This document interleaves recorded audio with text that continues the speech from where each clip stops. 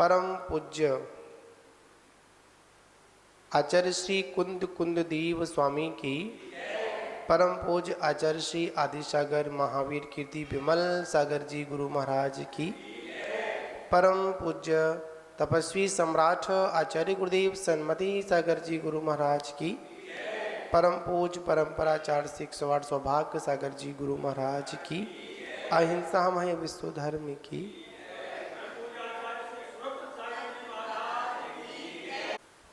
मान बाबू,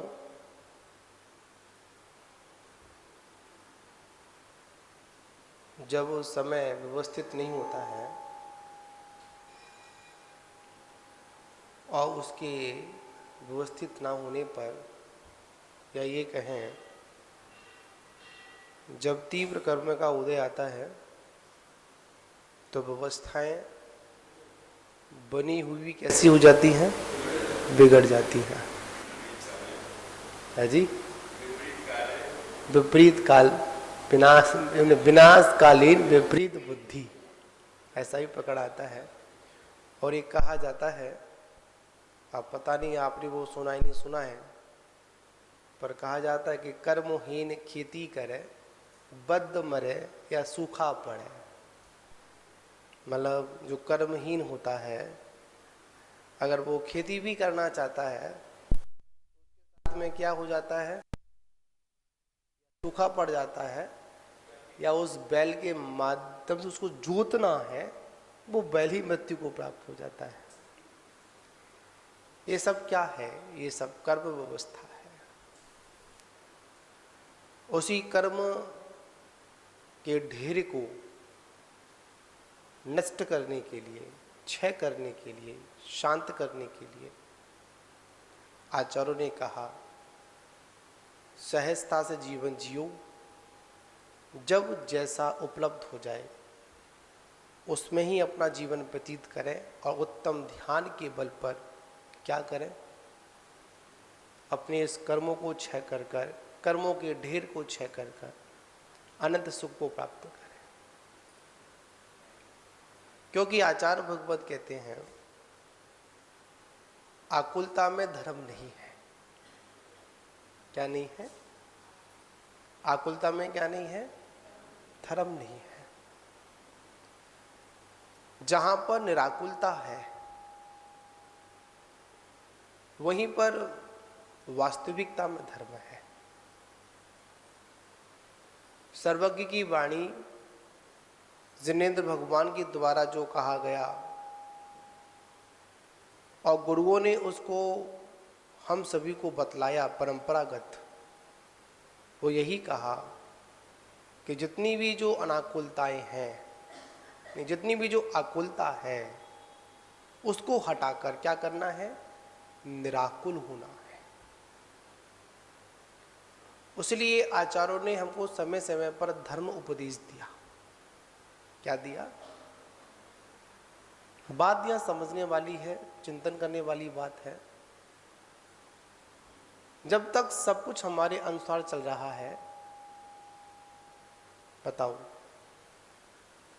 तब तक किसी को कोई आकुलता होती है क्या? हमारे अनुसार सब कुछ चल रहा है तो थोड़ी आवाज कम कर दो, सीटी नहीं मरना चाहिए ना क्या? जब तक सब कुछ ठीक चल रहा है उस समय निराकुलता नहीं, कोई विकल्प नहीं उठता है। और जैसे ही कुछ चीज हमारे विपरीत होना प्रारंभ हो जाती है तो तुरंत हमारे मन में क्वेश्चन मार्क लगना प्रारंभ हो जाते हैं। वहां पर क्या पैदा हो जाती है? आकुलता पैदा हो जाती है। कब? जो हमारे अनुसार काम नहीं हुआ। और जब तक हमारे अनुसार काम चल रहा था तब तक तो सब व्यवस्थित था, किसी से कोई भी कैसी भी कोई भी शिकायत किसी को नहीं थी। बिगड़ने पर ही अधिकांश हमारे जीवन में अनेक प्रकार के संकट विकल्प आते। अरे ऐसा क्यों हो गया, कुछ समय और रुक जाता, बाद में हो जाता। नहीं, आचार्य भगवंत कहते हैं जो जिस समय जैसा निर्धारित है वो वैसा ही होता है। क्या? जिस समय जो निर्धारित है वो वैसा ही होगा। हम संसार की व्यवस्था में कुछ भी परिवर्तन नहीं कर सकते हैं। जैसी व्यवस्था बनी हुई है नियोग के साथ वैसा घटित होगा। हाँ, इतना अवश्य कर सकते हैं, अपना बचाव कर सकते हैं। क्या कर सकते हैं? अपन बचाव कर सकते हैं। युद्ध के मैदान में दोनों योद्धा खड़े हुए हैं और एक तरफ से घमासान मतलब उसकी बाणों की बौछार हो रही है, और बौछार जब हो रही है तो बाण जब छोड़े जा रहे हैं तो किधर आएंगे? दूसरी ओर तो आएंगे। तो कुशल योद्धा का कर्तव्य बनता है उनका प्रत्युत्तर देने से पहले क्या करे? अपने को सुरक्षित करे। क्या करे प्रेमचंद जी? अपने को सुरक्षित करे। और जब तक वो अपने को सुरक्षित ही नहीं कर पाया और उसका प्रत्युत्तर देना प्रारंभ कर दे तो क्या होगा?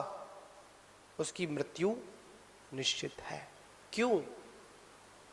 वो अपने को सुरक्षित तो कर नहीं पाया। जब सामने से जब सामने से बाण आ रहा था, सामने से कोई प्रहार कर रहा था, तो उसको ढाल कहाँ गई? उसकी ढाल का प्रयोग करना चाहिए। ऐसे स्थान पर जाकर पहले बैठना चाहिए जहां पर वो चीज आ तो नहीं रही है। याद रखना, हमारे जीवन में अधिकांश यही होता है कि हम तुरंत प्रत्युत्तर देना प्रारंभ कर देते। किसी ने कुछ कहा, कैसे कहा, क्यों कहा, कब कहा, इस पर विचार ना कर तुरंत क्या कर देते हैं?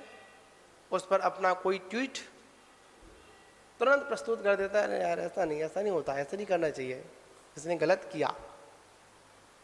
नहीं, सामने वाले का क्या अभिप्राय है? मुझे बहुत एक अच्छा एक दृष्टांत समझ आता है और प्रयास यही करता हूं कि अपने जीवन में उस दृष्टांत के अनुसार अपना जीवन व्यतीत करूं। व्यक्तिगत जो सुना पढ़ा उस पर जीवन व्यतीत करूं। शायद आप लोगों को भी नहीं सुना होगा वो दृष्टांत, कितना आपके जीवन में उतरा वो आप पर निर्भर करता है। जब से मैंने सुना, मैंने तो उसको अपने जीवन में बहुत ही व्यक्तिगत रूप से उसका पालन किया, उससे बड़ी शांति मिलती है। एक राजा था और उस राजा ने क्या किया? एक दिन घूमने के लिए जा रहा था तो जाने से कुछ दिन पूर्व उसके हाथ की उंगली कट गई। क्या कटी? उंगली कटी। किसकी कटी? आप लोगों ने सुना होगा दृष्टांत? सुना ना? बस सुना ही सुना है, जीवन में उतरा नहीं है भी वो। क्या का? सिर्फ अभी तक ये उदाहरण, ये दृष्टांत मात्र कर्णेंद्रिय का विषय बना, आत्मा का विषय नहीं बना। अगर आत्मा का विषय बन गया होता या हम वहां होते या फिर इनके बीच में होते, यहां तो होते ही नहीं, पक्की बात है। अगर हमारे उस आत्मा का विषय बना होता, किसका विषय बना? सिर्फ कर्णेंद्रिय का विषय। क्या विषय रहा? उंगली कट गई।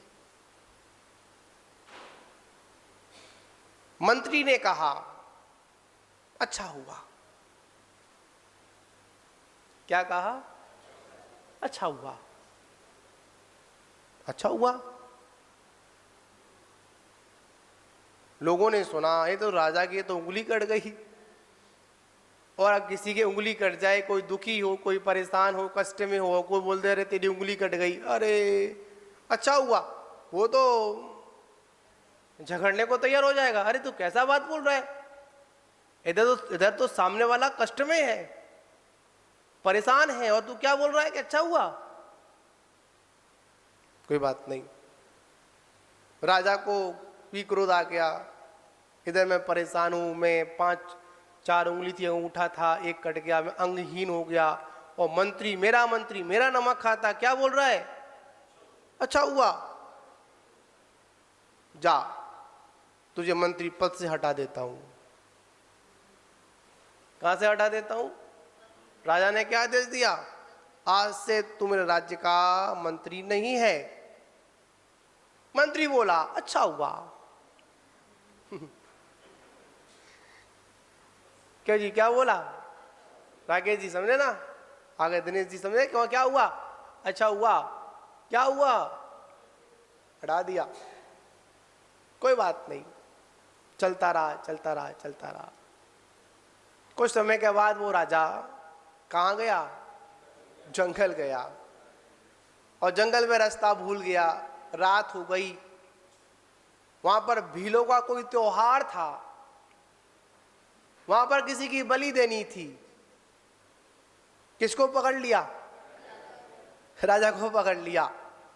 राजा को तैयार किया गया, सब कुछ किया गया, पर एक व्यक्ति की नजर कहां पड़ गई? उंगली पर पड़ गई। नहीं, इसकी बलि नहीं हो सकती, ये अंगहीन है, इसे हटाओ। बच गया। तब समझ में आया अच्छा हुआ। कब समझ में आया? जब कुछ जीवन में घटना घटी तब पता लगा कि अच्छा हुआ। कोई बात नहीं, ये बात तो जान बची, घर को लौट कर आए, राज्य में लौट कर आए, पर यह बात समझ में नहीं आई कि मंत्री पद से उसको मंत्री से निकाला तो उसको ये अच्छा कैसे हुआ।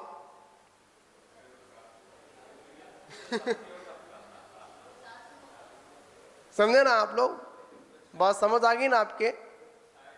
उसने कहा, मंत्री को बुलाया गया कि मंत्री आओ बताओ।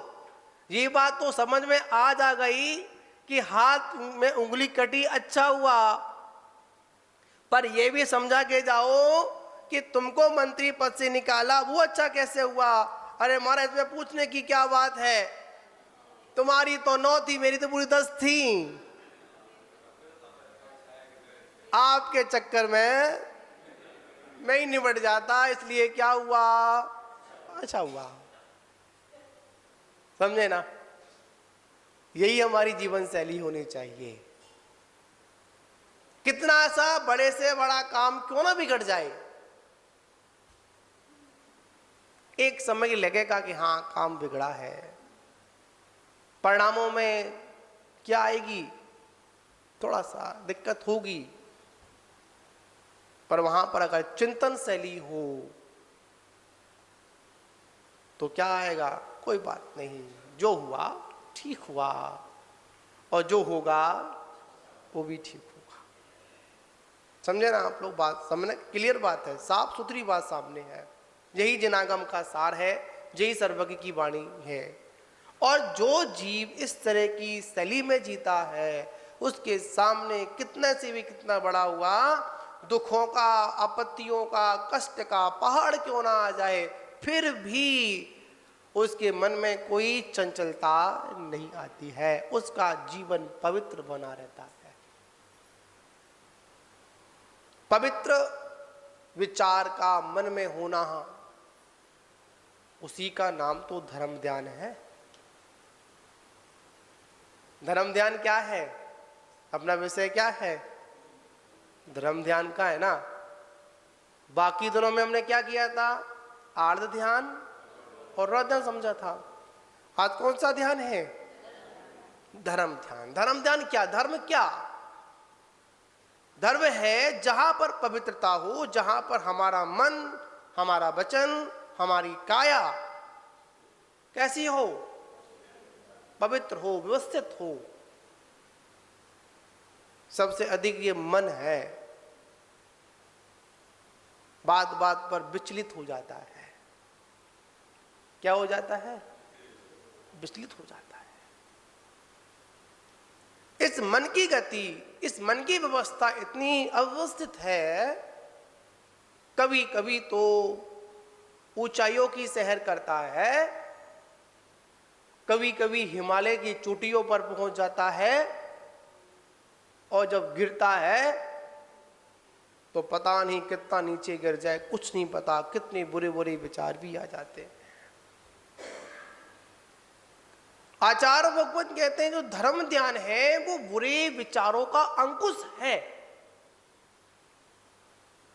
धर्म ध्यान क्या है जी? बुरे विचारों पर क्या है? अंकुश है। आज्ञा विचय, कौन सा वाला धर्म ध्यान है? आज्ञा विचय। सब में क्या लगा हुआ है? अरे पंखा मत चलाओ, ऐसे ही बैठो बाज। हम भी बैठे और आप भी बैठो। हाँ, थोड़ा आगे आ जाइए, ठीक है ना। देखो पता है, अगर उपयोग अगर सुनने में होगा ना, तो ये पंखा वंखा एसी वेसी इस तो ध्यान ही नहीं जाएगा। मैं आपसे एक प्रैक्टिकली बात करूंगा, जो कुछ बात करूंगा, पहले गुरु ने कहा कि थ्योरी पे कम, प्रैक्टिकल ज्यादा बात करना। आप लोग दुकान पर रहते हो ना, और जिस समय दुकान, बड़ी दुकान हो या कोई किसी काम में व्यस्त हो आप लोग, और उस समय आपको ना भूख लगती है क्या? प्यास लगती है क्या? है? नहीं लगती। क्यों? लगने चाहिए, समय तो हो गया ना लगने का। गर्मी भी नहीं लगती, सर्दी भी नहीं लगती, बारिश का भी भय नहीं होता है। होता नहीं होता? क्यों? सारी व्यवस्थाएं उसी अनुसार है, पर हमारा उपयोग किस ओर नहीं है? बाहर की ओर नहीं है। जो कुछ भी है सब उपयोग का ही खेल है। छेड़ो नहीं भाई उसको। जरा चल रहा है, मुझे बड़ा आनंद आ रहा है बोलने में। सीटी बनेगा तो काम बिगाड़ देगा ये। हाँ, जो चल रहा है जो चलने दो, ठीक है ना। मात हमारे उपयोग की बात है, प्रैक्टिकल है। अगर ज्यादा दुकान चल रही हो, ज्यादा बिजनेस चल रहा हो, तो हम ही कहते हैं भैया भोजन करने की भी क्या नहीं है? फुर्सत नहीं है। तो भूख लग रही थी ना, भूख तो खत्म नहीं हुई, कर्म का उदय तो आया। उसी प्रकार हम अगर अपना उपयोग एक जगह व्यवस्थित कर लेते हैं, ऐसा ऐसा हमारे जिनागम में कथन आते हैं। कथन करने की शैली को पुराण कहते हैं, कथन करने की शैली को कथा कहते हैं, कथन करने की शैली को कहानी कहते हैं। क्या? कथन करना है किसी विषय का। हमारे आगम में ऐसे ऐसे कथन आए, ऐसी ऐसी गाथाएं आती हैं, ऐसी ऐसी कथाएं आती हैं, ऐसा ऐसा व्यक्तिगत हम लोगों का व्यवहार आता है, पता चलता है। वर्षों हो गए, टोडरमल जी के बारे में आता है ना, जो मोक्ष मार्ग प्रकाशक लिखा। नमक नहीं था, ऐसे विद्वानों का आता है। पंडित दौलत राम जी का आता है। ये तो ग्रस्त थे, साधुओं का तो मानते उपयोग व्यवस्थित रहता है। ग्रस्तों की बात करूंगा मैं आज आप लोगों से। ग्रस्तों का ऐसा उपयोग व्यवस्थित रहा कि जब तक ग्रंथ पूर्ण नहीं हो गया, सब्जी में, खाने में, भोजन में नमक नहीं पड़ रहा था। और जैसी ग्रंथ की पूर्णता हुई और बोल दिया कि आज भोजन में नमक नहीं पड़ा, भोजन बनाने वाले ने बोला, गृहिणी ने बोला, आज आपको याद आ रहा है भोजन में नमक तो बहुत दिनों से नहीं पड़ रहा है। सब किसकी बात है? अपने उपयोग की बात है। उपयोग अगर व्यवस्थित हो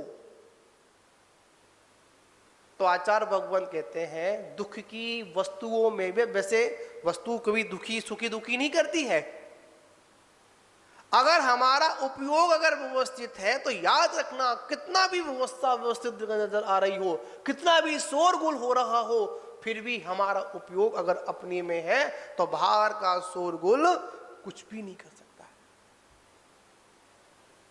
तब किसकी महिमा है? उपयोग की महिमा है।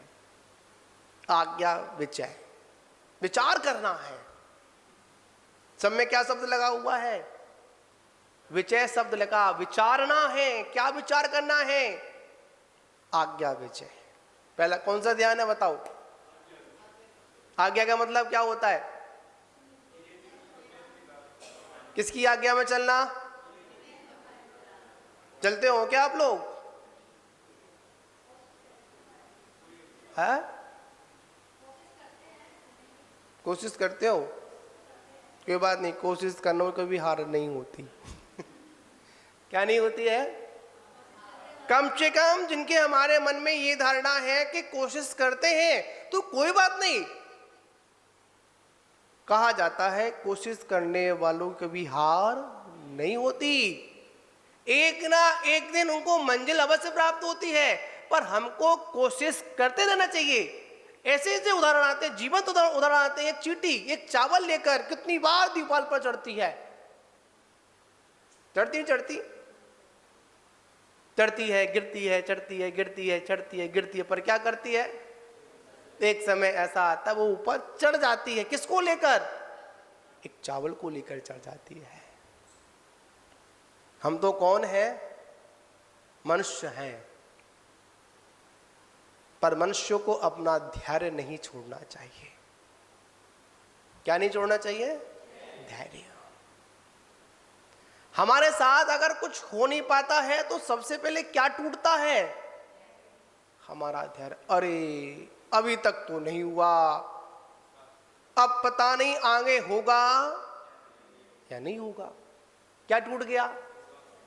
धैर्य छूट गया, विश्वास टूट गया, आस्था टूट गई।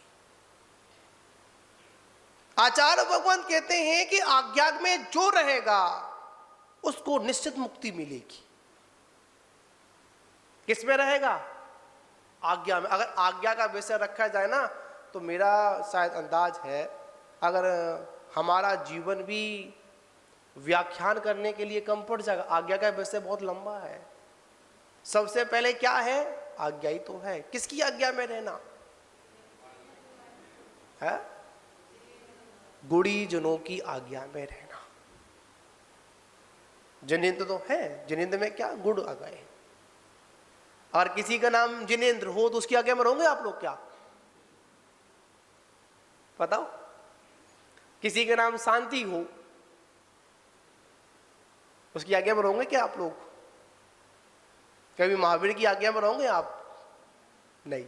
जो गुणों में श्रेष्ठ है, जो आचरण में श्रेष्ठ है,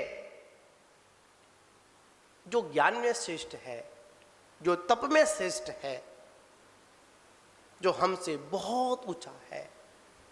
किस में ऊंचा है? गुणों में ऊंचा है। उनकी आज्ञा में रहना, उनकी आज्ञा का पालन करना। हम लोग पंच परमेष्टि की बात करते हैं। पंच परमेष्टि की जब परिभाषा आप लोग पाठशाला में पढ़ाते हैं या पढ़ा होगा आप लोगों ने, पंच परमेष्टि किससे कहते हैं? जो परम पद में कैसे हैं? स्थित हैं। उसमें किसमें चलना? उनकी आज्ञा में चलना। हाँ, पर भगवान महावीर ने, आचार्य कुंद ने एक बात और कह दी, अगर मेरी बात अगर अच्छी लग रही हो, अगर मोक्ष मार्ग की लग रही हो तो मानना, अन्यथा मत माना, मेरे अनुसार मत चलना। मैं कह दूं ऐसा करो, नहीं। अगर आपको उसमें अगर आत्मा का हित नजर आ रहा हो तो स्वीकार करना, अन्यथा मेरी बात को भी स्वीकार मत करना। कभी कभी क्या होता है, एक छोटा बालक होता है, एक बड़ा व्यक्ति होता है। एक छोटा सा बालक बहुत बड़ी शिक्षा देकर जाता है। क्या देकर जाता है? पूज्य गुरुदेव आचार्य तपस्वी सम्राट बड़ी सुंदर बात कहते थे, अगर छोटा सा बालक भी अगर आपके हित की बात कर रहा हो तो झट सहज स्वीकार कर लेना चाहिए। अहंकार में नहीं होना चाहिए, अरे ये कैसा, ये कल का छोरा। बहुत लोग होते हैं, अगर किसी बड़े व्यक्ति को समझा रहा हो तो वो क्या बोलेगा, ये कल का छोरा। किसको समझा रहा है, ये मुझे समझा रहा है। मैंने पता नहीं कितने पुराण पढ़ लिए, कितना अध्ययन कर लिया, कितना मैंने प्रवचन दिए, कितनी सभाओं को संबोधन किया, पर आज ये मुझे समझा रहा है। अरे जानता तो वो भी है कि जो छोटा बालक बोल रहा है ना सत्य बोल रहा है, पर स्वीकार क्यों नहीं कर पा रहा, बीच में अहंकार की दीवार खड़ी हो गई। मैं इसकी बात को स्वीकार कैसे करूं। आज हमारे बीच में ये सारी बातें आ चुकी हैं। सभी ज्ञानी पुरुष हैं, सभी को पता है कि कैसे कैसे कहां पर क्या वर्णन किया गया है, फिर भी क्या बोलता है कि नहीं ऐसा नहीं है। क्यों नहीं है? अगर मैं इसकी बात को मान लूंगा तो मैं क्या बन जाऊंगा, छोटा बन जाऊंगा। पर उसे ये नहीं पता है लघुता में ही प्रभुता होती है। किसमें? जहां पर लघुता है वहीं पर प्रभुता है, और जहां पर लघुता नहीं वहां पर कभी प्रभुता प्रकट नहीं हो सकती है। हम तो प्रभुता को प्राप्त करना चाहते हैं पर लघुता स्वीकार करना नहीं चाहते हैं। आप लोगों ने देखा होगा, एक होता है बांस, होता नहीं होता, और एक छोटी सी क्या होती है, तृण, घास, है ना। आंधी भी आती है, तूफान भी आता है, बसता कौन है, घास या खड़ा हुआ बांस? बताओ पत्रकार जी, घास बसती है ना, बांस कभी नहीं बसता। बताओ कि बचा हो तो। बांस को जड़ से उखड़ना पसंद है पर झुकना पसंद नहीं है। दूसरों की अधीनता पसंद नहीं है, उखड़ जाएगा। जो दूसरों की बात नहीं मानते हैं वो उखड़ना तो पसंद करते हैं पर घास की तरह झुकना पसंद नहीं करते हैं। आचार्य भगवान कहते हैं रही आज्ञा में। किसकी आज्ञा में? जो गुणों में श्रेष्ठ हैं।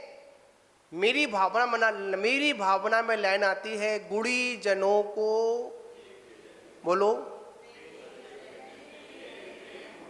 क्या बात है, बड़ी सुंदर लाइन लिखी कबीर जी ने, कवि महोदय ने।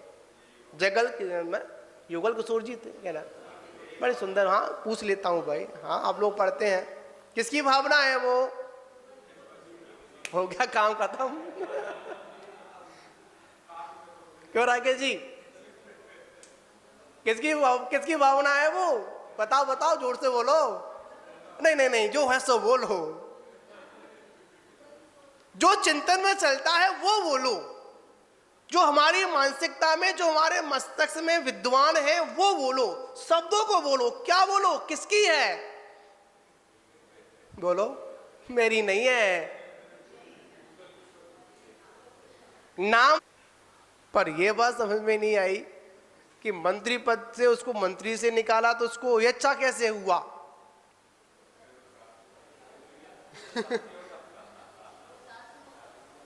समझे ना आप लोग? बात समझ आ गई ना आपके?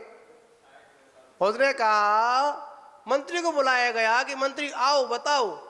ये बात तो समझ में आज आ गई कि हाथ में उंगली कटी अच्छा हुआ, पर यह भी समझा के जाओ कि तुमको मंत्री पद से निकाला वो अच्छा कैसे हुआ? अरे महाराज इसमें पूछने की क्या बात है, तुम्हारी तो 9 थी, मेरी तो पूरी 10 थी। आपके चक्कर में मैं ही निबट जाता, इसलिए क्या हुआ? अच्छा हुआ। समझे ना? यही हमारी जीवन शैली होनी चाहिए। कितना सा बड़े से बड़ा काम क्यों ना बिगड़ जाए, एक समय लगेगा कि हाँ काम बिगड़ा है, परिणामों में क्या आएगी, थोड़ा सा दिक्कत होगी, पर वहां पर अगर चिंतन शैली हो तो क्या आएगा, कोई बात नहीं, जो हुआ ठीक हुआ और जो होगा वो भी ठीक होगा। समझे ना आप लोग बात, समझना क्लियर बात है, साफ सुथरी बात सामने है। यही जनागम का सार है, यही सर्वज्ञ की वाणी है। और जो जीव इस तरह की शैली में जीता है उसके सामने कितने से भी कितना बड़ा हुआ दुखों का, आपत्तियों का, कष्ट का पहाड़ क्यों ना आ जाए, फिर भी उसके मन में कोई चंचलता नहीं आती है, उसका जीवन पवित्र बना रहता है। पवित्र विचार का मन में होना, उसी का नाम तो धर्म ध्यान है। धर्म ध्यान क्या है, अपना विषय क्या है, धर्म ध्यान का है ना। बाकी दिनों में हमने क्या किया था, आर्ध ध्यान और रौद्र ध्यान समझा था। आज कौन सा ध्यान है, धर्म ध्यान। धर्म ध्यान क्या, धर्म क्या, धर्म है जहां पर पवित्रता हो, जहां पर हमारा मन, हमारा वचन, हमारी काया कैसी हो, पवित्र हो, व्यवस्थित हो। सबसे अधिक ये मन है, बात बात पर विचलित हो जाता है। क्या हो जाता है, विचलित हो जाता है। इस मन की गति, इस मन की व्यवस्था इतनी अव्यवस्थित है, कभी कभी तो ऊंचाइयों की सैर करता है, कभी कभी हिमालय की चोटियों पर पहुंच जाता है, और जब गिरता है तो पता नहीं कितना नीचे गिर जाए, कुछ नहीं पता, कितने बुरे बुरे विचार भी आ जाते हैं। आचार्य भगवत कहते हैं जो धर्म ध्यान है वो बुरे विचारों का अंकुश है। धर्म ध्यान क्या है जी, बुरे विचारों पर क्या है, अंकुश है। आज्ञा विचय, कौन सा पहला धर्म ध्यान है, आज्ञा विचय। सब में क्या लगा हुआ है, अरे पंखा मत चलाओ, ऐसे ही बैठो बाज हम भी बैठे और आप भी बैठो हाँ थोड़ा आगे आ जाइए, ठीक है ना। देखो पता है, अगर उपयोग अगर सुनने में होगा ना तो ये पंखा वंखा एसी वेसी इस तो ध्यान ही नहीं जाएगा। मैं आपसे एक प्रैक्टिकली बात करूंगा, जो कुछ का बात करूंगा, पहले गुरु ने कहा कि थ्योरी पे कम, प्रैक्टिकल ज्यादा बात करना। आप लोग दुकान पर रहते हो ना, और जिस समय दुकान, बड़ी दुकान हो या कोई किसी काम में व्यस्त हो आप लोग, और उस समय आपको ना भूख लगती है, लगती है क्या, प्यास लगती है क्या, है नहीं लगती, क्यों, लगने चाहिए, समय तो हो गया ना लगने का। गर्मी भी नहीं लगती, सर्दी भी नहीं लगती, बारिश का भी भय नहीं होता है, होता नहीं होता, क्यों, सारी व्यवस्थाएं उसी अनुसार है, पर हमारा उपयोग किस ओर नहीं है, बाहर की ओर नहीं है। जो कुछ भी है सब उपयोग का ही खेल है, छेड़ो नहीं भाई उसको। जरा चल रहा है, मुझे बड़ा आनंद आ रहा है बोलने में, सीटी बनेगा तो काम बिगाड़ देगा ये हाँ, जो चल रहा है जो चलने दो, ठीक है ना। मात हमारे उपयोग की बात है, प्रैक्टिकल है। अगर ज्यादा दुकान चल रही हो, ज्यादा बिजनेस चल रहा हो, तो हम ही कहते हैं भैया भोजन करने की भी क्या नहीं है, फुर्सत नहीं है। तो भूख लग रही थी ना, भूख तो खत्म नहीं हुई, कर्म का उदय तो आया, उसी प्रकार हम अगर अपना उपयोग एक जगह व्यवस्थित कर लेते हैं, ऐसा ऐसा हमारे जिनागम में कथन आते हैं। कथन करने की शैली को पुराण कहते हैं, कथन करने की शैली को कथा कहते हैं, कथन करने की शैली को कहानी कहते हैं। क्या कथन करना है किसी विषय का। हमारे आगम में ऐसे ऐसे कथन आए, ऐसी ऐसी गाथाएं आती हैं, ऐसी ऐसी कथाएं आती हैं, ऐसा ऐसा व्यक्तिगत हम लोगों का व्यवहार आता है, पता चलता है वर्षों हो गए। टोडरमल जी के बारे में आता है ना, जो मोक्ष मार्ग प्रकाशक लिखा, नमक नहीं था, ऐसे विद्वानों का आता है। पंडित दौलत राम जी का आता है। ये तो ग्रस्त थे, साधुओं का तो मानते उपयोग व्यवस्थित रहता है। ग्रस्तों की बात करूंगा मैं आज आप लोगों से।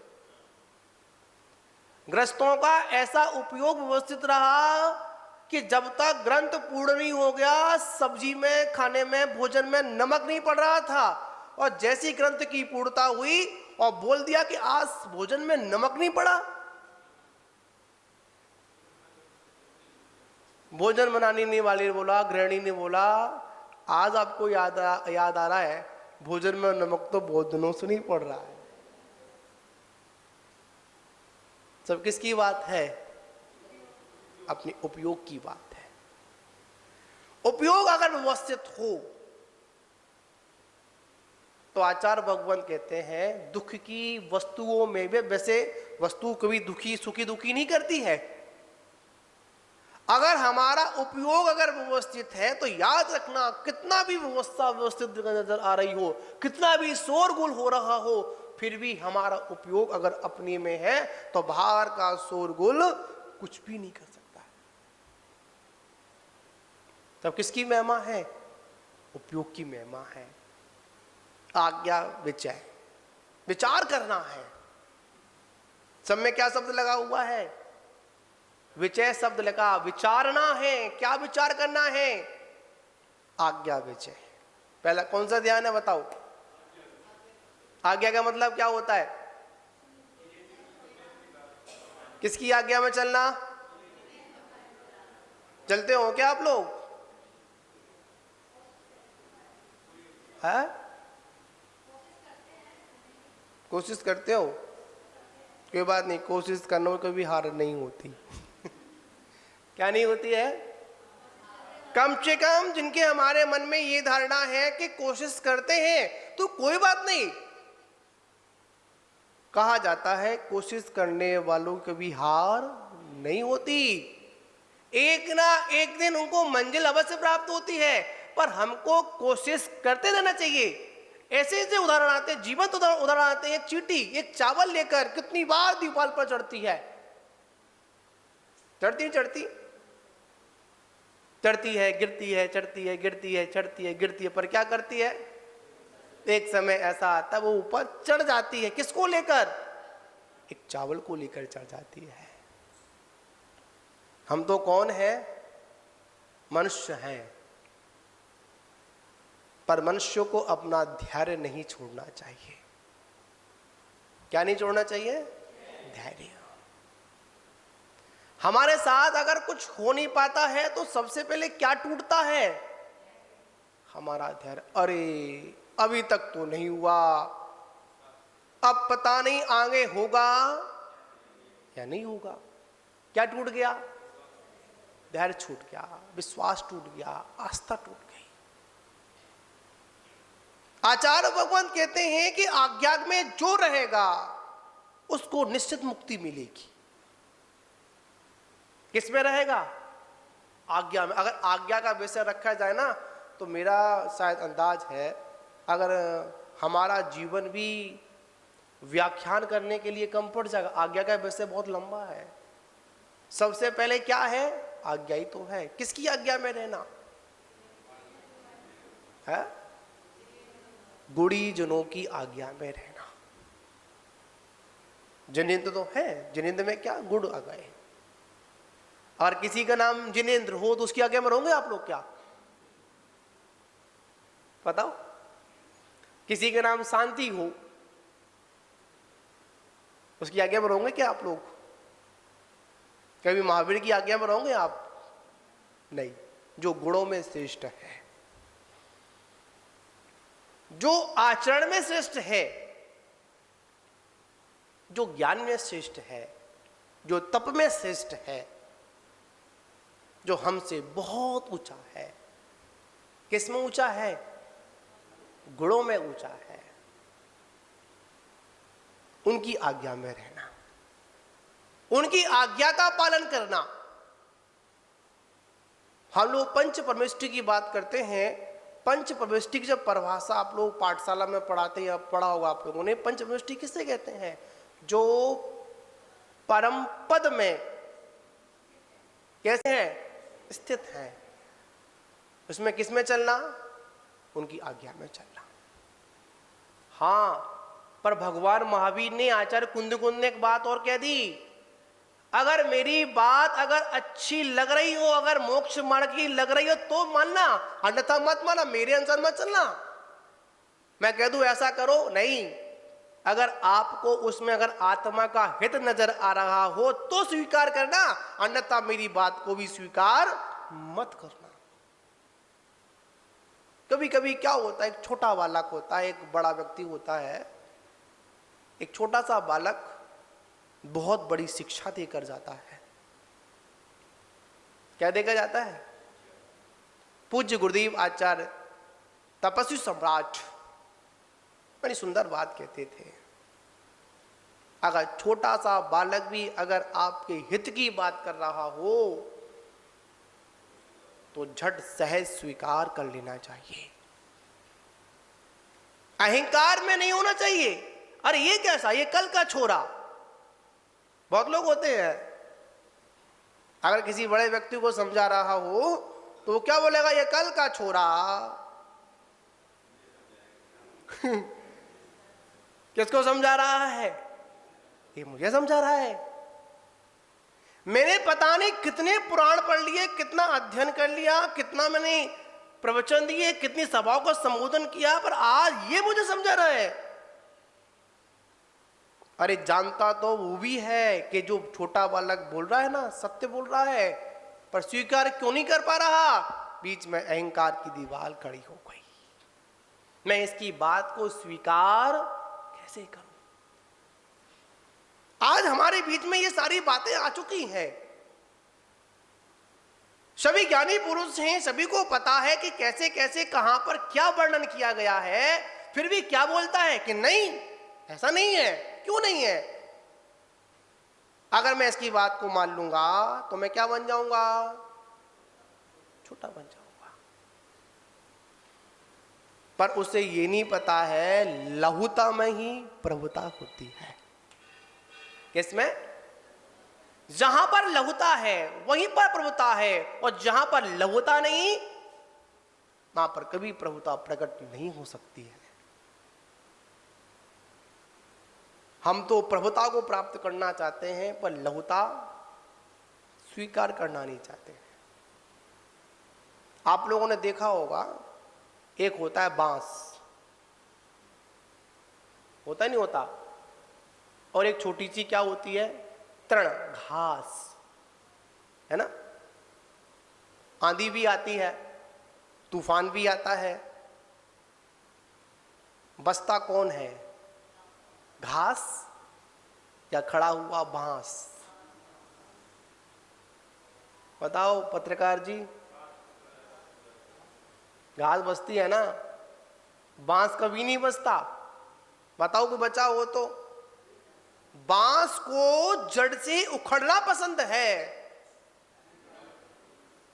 और झुकना पसंद नहीं है। दूसरों की अधीनता पसंद नहीं है। उखड़ जाएगा।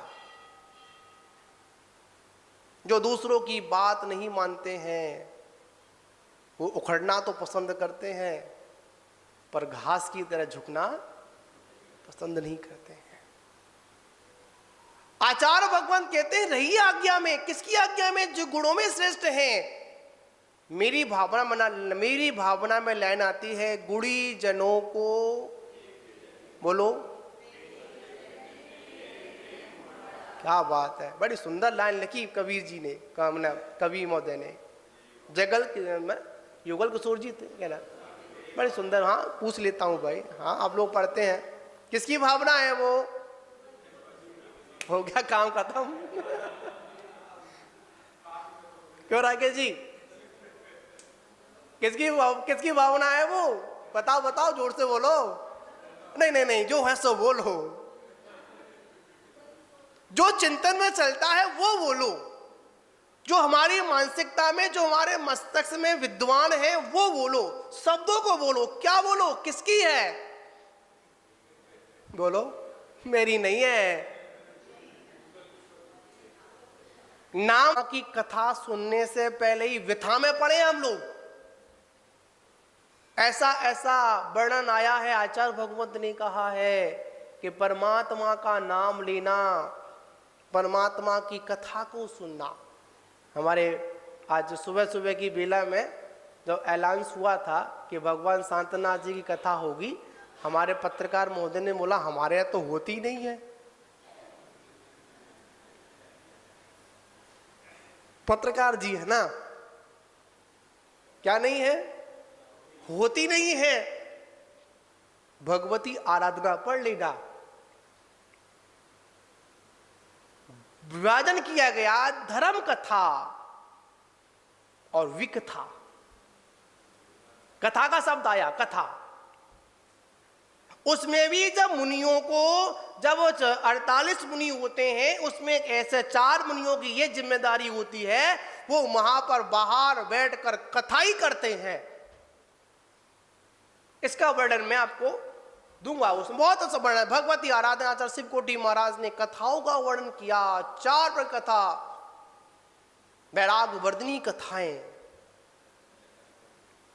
सुगंध दशमी की कथा है ना, किसकी कथा? रक्षाबंधन की कथा, ठीक है ना। याद रखना, महान पुरुषों के जीवन चरित्र को जो बोला जाता है, उसको चाहे पुराण कहें, चाहे कथा कहें, चाहे उनका जीवन चरित्र कहें, ये तो पर्यायवाची नाम है। पर हमारा अभिप्राय क्या है? जिनेंद्र भगवान के गुणों को सुनना। क्या सुनना? जिनेंद्र के गुणों को सुनना। और कब सुनना? बताओ कब सुनना? जब समय हो तब सुनना है। मौका तो आपके पास हमेशा है, आप सुनिए। याद रखना, मौके का कभी भी इंतजार नहीं करना। वही तो बोल रहा हूं, आपसे बोल रहा हूं। अगर आप समय का इंतजार करोगे तो याद रखना, आप हमेशा नदी के किनारे पर बैठे रहोगे, कभी नदी को पार नहीं कर पाओगे। क्यों? मौका देख रहे हैं। हमारी स्थिति ये बनी हुई है, हम मौका देख रहे हैं और लोगों को मौका दे रहे हैं। इसमें जीवन निकला हमारा? नहीं। मौका तो है, बताओ, इतना अच्छा सहयोग, पंच परमेष्ठी का सहयोग, ठीक है ना, भगवान का सहयोग। अभी ऐसा निकृष्ट काल भी नहीं आया, छठा काल भी नहीं आया। यहां तो हमको धर्म कथा सुनने को मिल भी रही है। बड़े पुण्यशाली हैं हम लोग। कैसे हैं? बड़े पुण्यशाली हैं कि यहां पर धर्म कथा सुनने को मिल रही है। पर याद रखना, आगे वाला समय ऐसा आएगा कि आपको धर्म कथा सुनने को नहीं मिलेगी। ये गारंटी की बात है। कौन सा काल? छठा काल आएगा। इस मनुष्य पर्याय में देख लो, त्रिंचों को देख लो, कौन उनको धर्म उपदेश देने जाता है? आजकल त्रिंचों को भी हमने शिक्षा के लिए स्कूल टीचिंग, मतलब टीचर लगा रखे हैं धर्म कथा सुनने के लिए। बताओ कौन सुनने आ रहा है? कितना अच्छा मौका है। आचार्य कहते हैं जब मौका मिले, जब हमको अच्छा लगे। और याद रखना, धर्म कथा को वही श्रवण कर पाता है जिनकी संसार की कथा शांत होने वाली है। हर किसी को नहीं मिलती। इस संसार में मिथ्या कथा करने वाले, मिथ्या कथावाचक बहुत हैं। आपको लुभाने वाले लाखों की संख्या में लोग इकट्ठे भी हो जाते हैं। देखिए संसार में क्या बोलबाला है। मिथ्या कथावाचक को कथा सुनने के लिए पांडाल तक छोड़ने पड़ते हैं, पैसा और देते हैं उनको बुलाने के लिए। लाखों की गिनती कम हो गई, अब तो करोड़ों की बात करो। लाखों की संख्या तो कुछ नहीं है अब। क्या अभी सुना होगा, आप लोग सुनते हैं, आप तो टेलीविजन सब देखते हैं ना, अखबार भी पढ़ते हैं, सब कुछ देख लेते हैं, आप लोग सोशल मीडिया देख लेते हैं। लाखों की संख्या में लोग इकट्ठे हो जाते हैं, किसको सुनने के लिए? मिथ्या कथा। कैसी कथा? कोई वो प्रचार नहीं करते, कोई पोस्टर नहीं लगाते, किसी को संबोधन नहीं करते, खुद व्यक्ति चलकर आता है। पर सम्यक तो कथा को सुनने के लिए बिरले ही जीव आते हैं, हर कोई नहीं आता। हाँ, जौहरी की दुकान है भाई मेरे पास तो रत्नत्र की दुकान है। जिनको लेना है ले, जिनको लेना है मत ले। आओ तो वेलकम, आओ तो भीड़ का मारा के लेके जाओगे।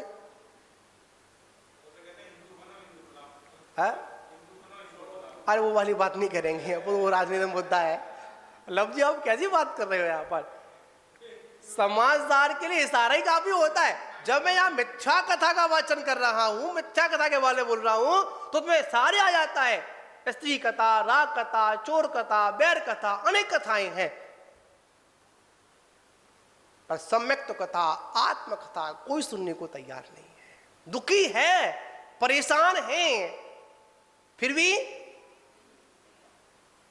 पर्याय जन दुख में, क्या पर्याय जन दुख में व्यक्ति इतना नशा पड़ा हुआ है, इतना नशा पड़ा हुआ है, उसको गुरुजन बार बार उठा रहे हैं कि मोह नींद के जोर जगवासी घूमे सदा कर्म चोर चहुलू, कर्म चोर चहुओर सर्वस लूट सुध नहीं।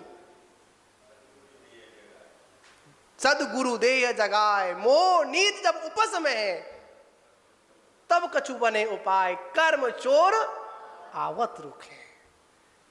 इसे सम्यक तो कथा कहते हैं, इसको आज्ञा कथा कहते हैं। भगवान की आज्ञा में तो आओ एक बार, वो आनंद आएगा, वो आनंद आएगा। एक बार परमात्मा की आज्ञा का पालन कर अपने को छोड़ दो। किसमें? अब हार तुम्हारे चरणों में, अब जीत तुम्हारे चरणों में। याद रखना, जो जिनेंद्र की आज्ञा का पालन करता है उसकी कभी भी हार नहीं होती है, पक्की बात है। हार किसकी होती है? ये युद्ध के मैदान में जाने से पहले क्या करे? अरे हम कैसे लड़ेंगे, हमारे पास तो अस्त्र शस्त्र नहीं है, हम सामने वाले का सामना कैसे करेंगे? कि नहीं,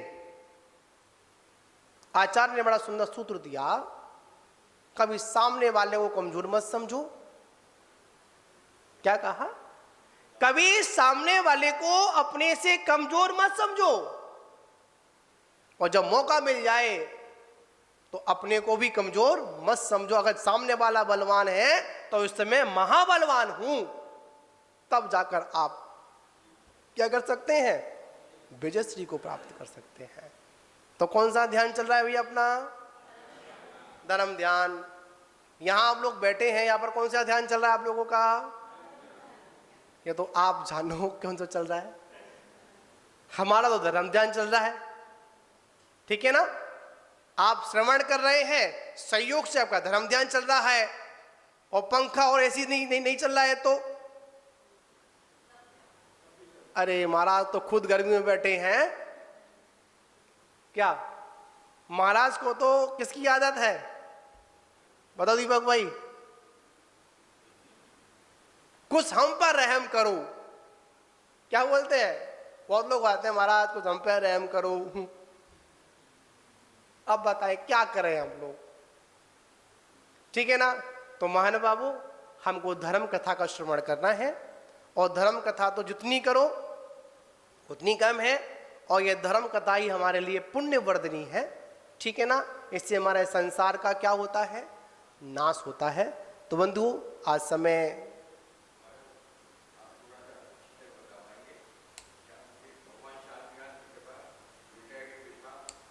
हाँ 16 तारीख से बड़ा सुंदर एक मुझे चिंतन आया।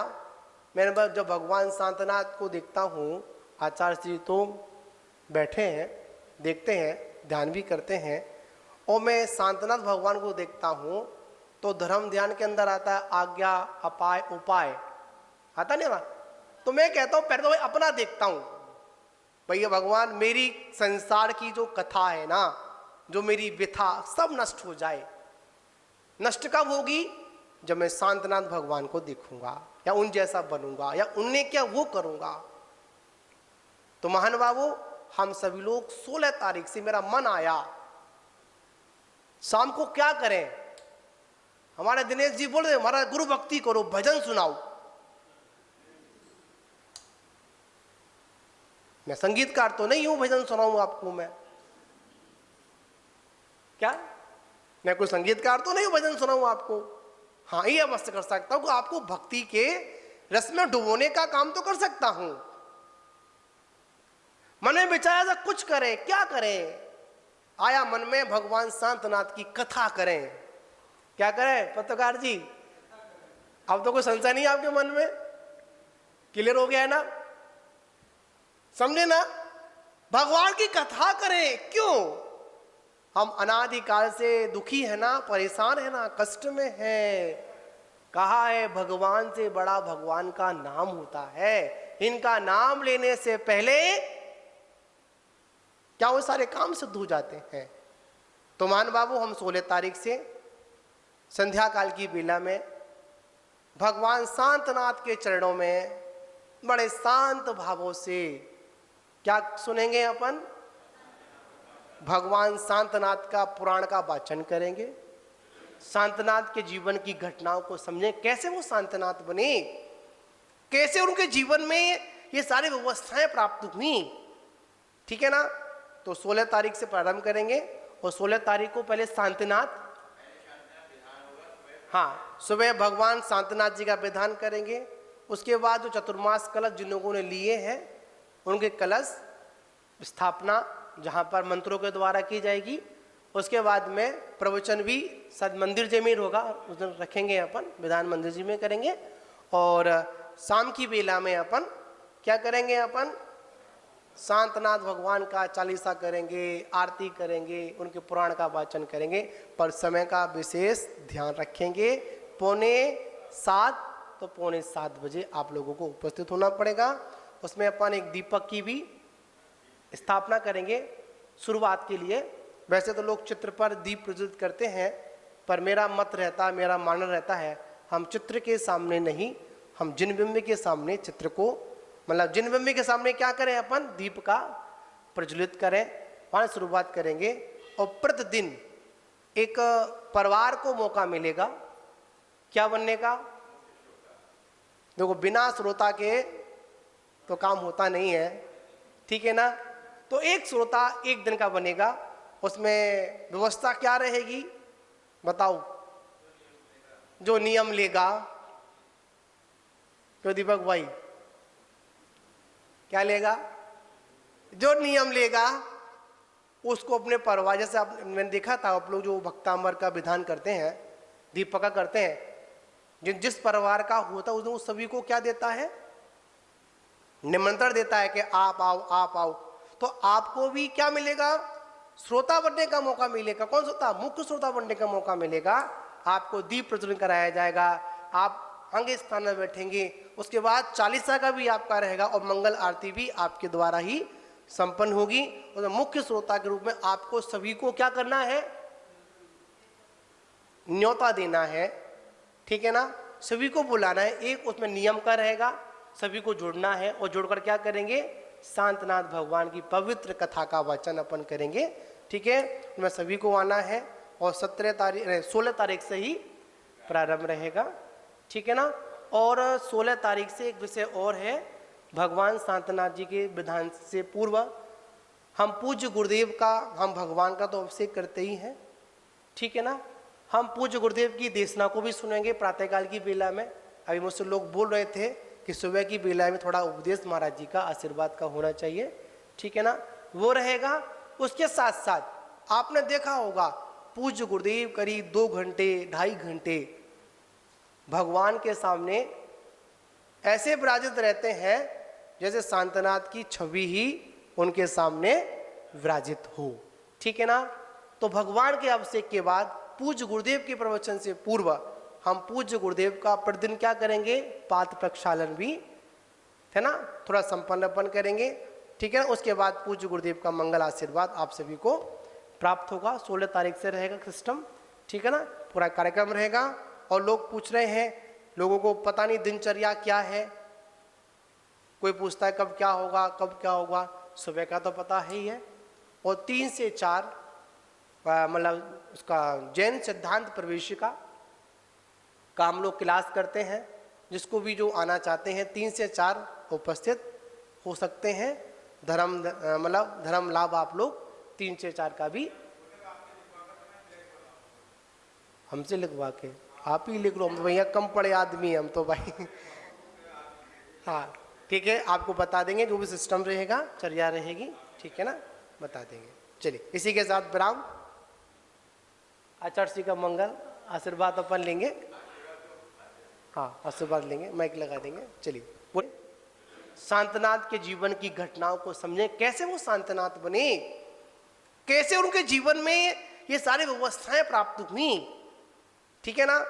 तो 16 तारीख से प्रारंभ करेंगे और 16 तारीख को पहले शांतनाथ, हाँ सुबह भगवान शांतनाथ जी का विधान करेंगे। उसके बाद जो चतुर्मास कलश जिन लोगों ने लिए हैं उनके कलश स्थापना जहाँ पर मंत्रों के द्वारा की जाएगी।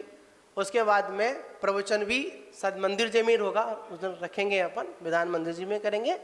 और शाम की बेला में अपन क्या करेंगे, अपन शांतनाथ भगवान का चालीसा करेंगे, आरती करेंगे, उनके पुराण का वाचन करेंगे। पर समय का विशेष ध्यान रखेंगे। 6:45 तो 6:45 बजे आप लोगों को उपस्थित होना पड़ेगा।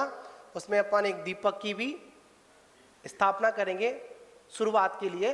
वैसे तो लोग चित्र पर दीप प्रज्वलित करते हैं, पर मेरा मत रहता है, मेरा मानना रहता है हम चित्र के सामने नहीं, हम जिनबिंब के सामने चित्र को, मतलब जिनबिंब के सामने क्या करें, अपन दीप का प्रज्वलित करें, वहाँ शुरुआत करेंगे। और प्रतिदिन एक परिवार को मौका मिलेगा क्या बनने का। देखो बिना श्रोता के तो काम होता नहीं है। ठीक है ना। तो एक श्रोता एक दिन का बनेगा। उसमें व्यवस्था क्या रहेगी बताओ, जो नियम लेगा। तो दीपक भाई क्या लेगा, जो नियम लेगा उसको अपने परिवार, जैसे आप मैंने देखा था आप लोग जो भक्तांबर का विधान करते हैं, दीपक का करते हैं, जिस परिवार का होता है उस सभी को क्या देता है, निमंत्रण देता है कि आप आओ आप आओ। तो आपको भी क्या मिलेगा, श्रोता बनने का मौका मिलेगा। कौन श्रोता, मुख्य श्रोता बनने का मौका मिलेगा। आपको दीप प्रज्वलन कराया जाएगा, आप अंग स्थान में बैठेंगे। उसके बाद चालीसा का भी आपका रहेगा और मंगल आरती भी आपके द्वारा ही संपन्न होगी। और मुख्य श्रोता के रूप में आपको सभी को क्या करना है, न्योता देना है। ठीक है ना, सभी को बुलाना है। एक उसमें नियम का रहेगा, सभी को जुड़ना है और जुड़कर क्या करेंगे, शांतनाथ भगवान की पवित्र कथा का वाचन अपन करेंगे। ठीक है, मैं सभी को आना है और 16 तारीख से ही प्रारंभ रहेगा। ठीक है ना। और 16 तारीख से एक विषय और है, भगवान शांतनाथ जी के विधान से पूर्व हम पूज्य गुरुदेव का, हम भगवान का तो अभिषेक करते ही हैं। ठीक है ना। हम पूज्य गुरुदेव की देशना को भी सुनेंगे प्रातःकाल की बेला में। अभी मुझसे लोग बोल रहे थे कि सुबह की बेला में थोड़ा उपदेश महाराज जी का आशीर्वाद का होना चाहिए। ठीक है ना, वो रहेगा। उसके साथ साथ आपने देखा होगा पूज्य गुरुदेव करीब 2 घंटे 2.5 घंटे भगवान के सामने ऐसे विराजित रहते हैं जैसे शांतनाथ की छवि ही उनके सामने विराजित हो। ठीक है ना। तो भगवान के अभिषेक के बाद पूज्य गुरुदेव के प्रवचन से पूर्व हम पूज्य गुरुदेव का प्रतिदिन क्या करेंगे, पाद प्रक्षालन भी है ना, थोड़ा संपन्नपन करेंगे। ठीक है ना। उसके बाद पूज्य गुरुदेव का मंगल आशीर्वाद आप सभी को प्राप्त होगा। 16 तारीख से रहेगा सिस्टम। ठीक है ना। पूरा कार्यक्रम रहेगा। और लोग पूछ रहे हैं, लोगों को पता नहीं दिनचर्या क्या है, कोई पूछता है कब क्या होगा कब क्या होगा। सुबह का तो पता ही है, और 3 से 4 मतलब उसका जैन सिद्धांत प्रवेशिका का हम लोग क्लास करते हैं। जिसको भी जो आना चाहते हैं 3 से 4 उपस्थित हो सकते हैं। धर्म लाभ आप लोग 3 से 4 का भी हमसे लिखवा के आप ही लिख लो। हम तो भैया कम पड़े आदमी हम तो भाई हाँ ठीक है, आपको बता देंगे जो भी सिस्टम रहेगा, चर्या रहेगी। ठीक है ना, बता देंगे। चलिए इसी के साथ विराम। आचार्य श्री का मंगल आशीर्वाद अपन